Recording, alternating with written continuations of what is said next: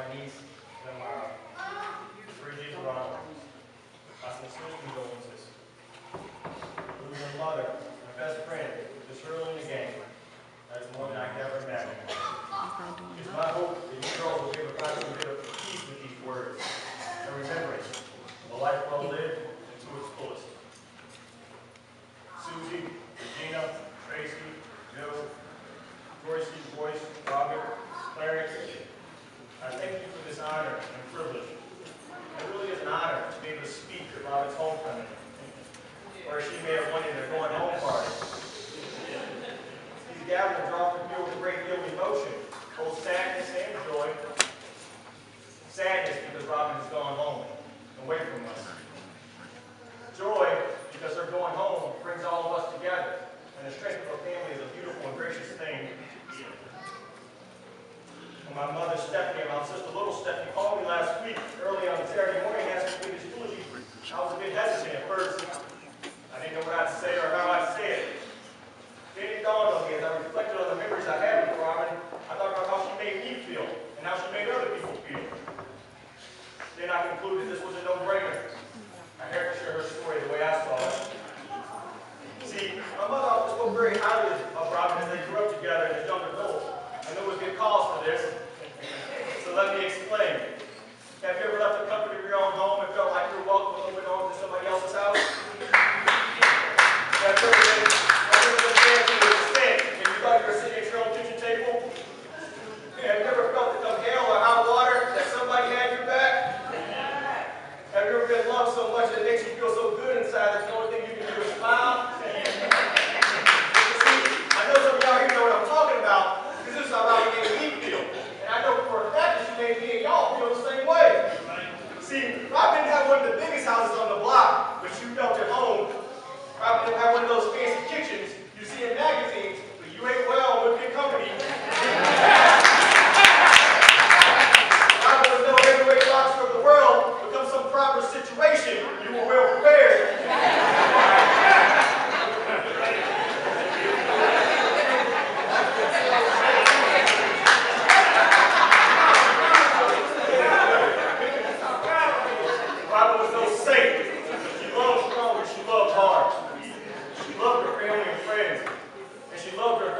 Unconditional type of love. Let me be clear. The simple fact of the matter here, folks, Robin was a great mother, great grandmother, great sister, great cousin, great aunt, and great friend. And we gather here today to celebrate the life she lived here on earth with us. Remember these details when you go to bed tonight for the rest of your days. And this is how we together will ensure Robin's legacy lives on forever.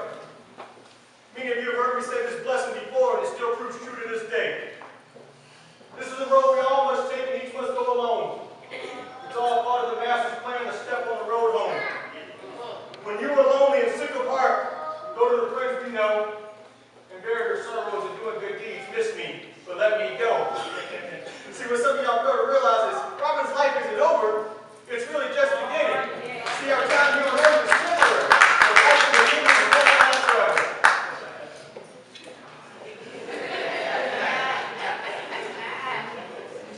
As I begin to conclude, I want you to know that Robin lived a full and exciting life.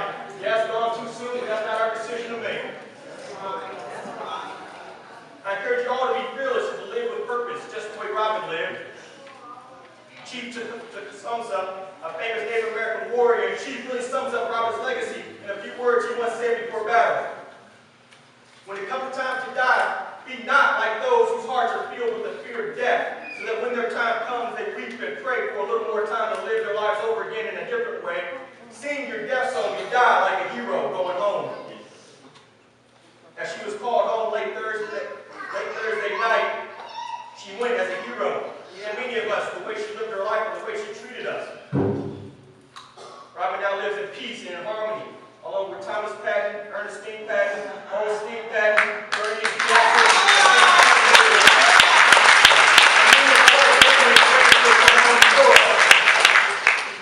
so I tell you this today. Do not be afraid, my brothers and sisters. Lose no sleep tonight, and do not forget to pray. Wake up early tomorrow morning and hit the ground running. Move fast and swift like there is no tomorrow. Robin is home now. Each and every one of us will join her again someday. But we will all join her in singing in the words of their own Negro spiritual, as I quote Dr. Martin Luther King Jr.